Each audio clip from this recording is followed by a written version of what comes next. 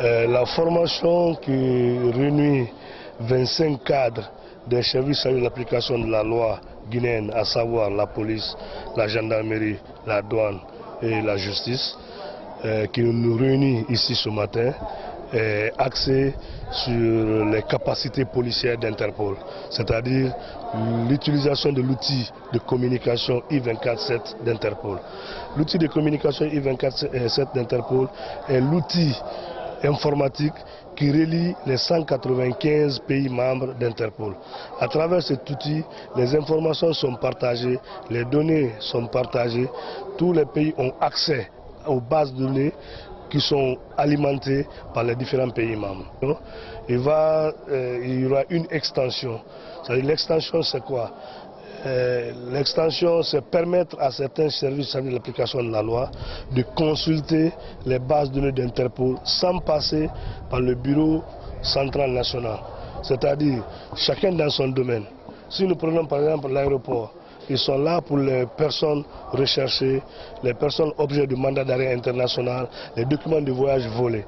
On ne peut pas par exemple permettre à l'aéroport d'avoir accès à la base de données des véhicules volés. Parce que les véhicules volés ne passent pas par là-bas. Par exemple, quand nous prenons le port, ils sont là pour les documents de voyage, les marchandises prohibées, ainsi que les marchandises volées, telles que les véhicules. Donc, chacun dans son domaine, chacun dans sa spécialité, on va les permettre de consulter les bases qui sont liées à leur domaine d'activité.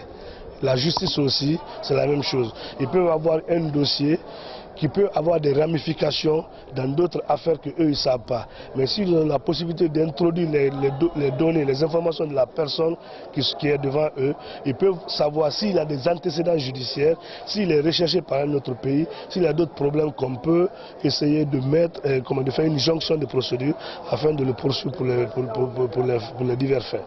Le deuxième expert qui est chargé de l'informatique va travailler avec les autres services pour non seulement la mise à jour des routeurs et aussi des kits Mine. Ces kits Mine seront déployés dans les postes frontaliers de Pamelap, Kandika, Bundufourdou et Kourémalé.